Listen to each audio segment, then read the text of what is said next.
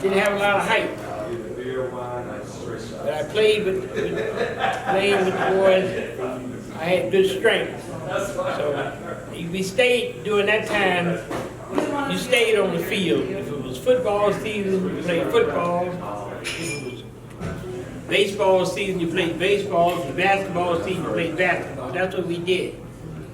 But my intention, when Jackie Robinson in 1947, everyone in the neighborhood wanted to be a baseball player. Saw Jackie Robinson. That was the year the Negro League, we used to watch the Negro League teams come through Tidewater.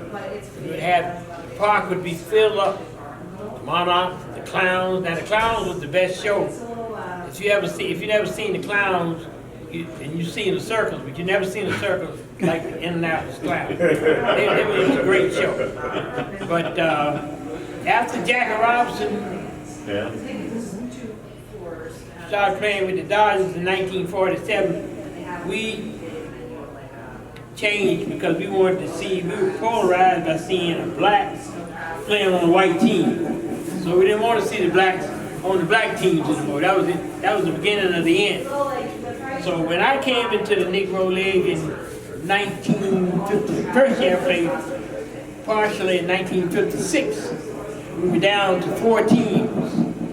And the crowds, the only cities that you could make any money was Birmingham, Alabama. That was the mecca of black baseball. Half of the players in the Negro League were from Birmingham.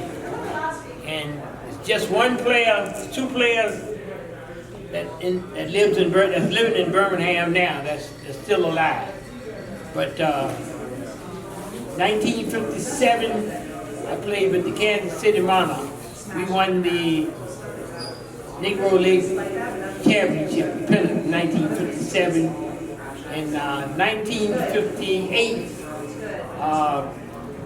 they sent me to Raleigh, and I had scored more runs than any other player in the league in 1957. But what happened, the fellow that came back and took my job was named Willard Brown. He played with the St. Louis Browns in 1957, the year of Jackie Robinson. In 57, they had 5 blacks that played in the majors. Jackie with the Dodgers, Dan Bankhead, Larry Doby, Willard Brown, and Hank Thompson with the St. Louis Browns. So Willard Brown came back to the Kansas City Monarchs, so they sent me to Raleigh. And that was the year I should have went back home. So I was with Raleigh. We were up in Welch, West Virginia. They left, the bus broke down in Welch, and we were in a hotel. The lady,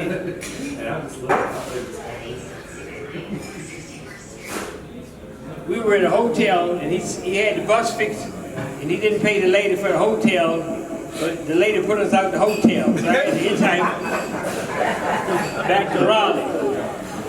So the next year, I ended up with the Memphis Red Sox.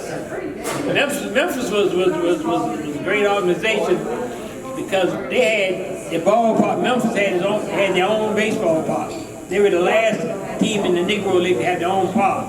And in the baseball park, under the stands, they had rooms. Each one of us had a room. Because the doctors, there was 4 brothers that were doctors. J.B. Martin, W.S. Martin, B.B.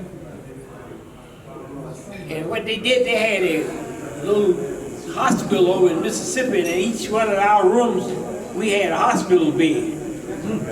So, and then you had a kitchen in Memphis where you could cook, and you had a laundromat where you could wash your clothes, because when you're playing with those other teams, you're out on the road, you put that, after the game, you put your uniform in a bag, and you get to the ballpark the next day, the uniform would stand up, you had to shake it, and you couldn't get close to the next player, the uniform had an odor.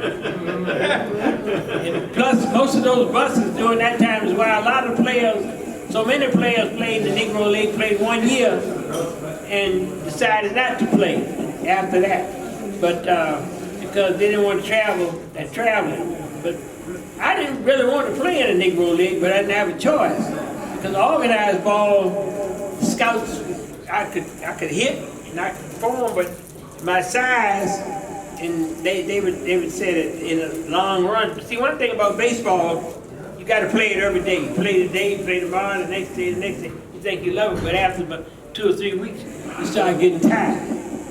Now, and when you're out there on that road, and we had to eat in some of the kitchens and some of the places wouldn't serve us, but the main thing you had to worry about was trying to hit that ball.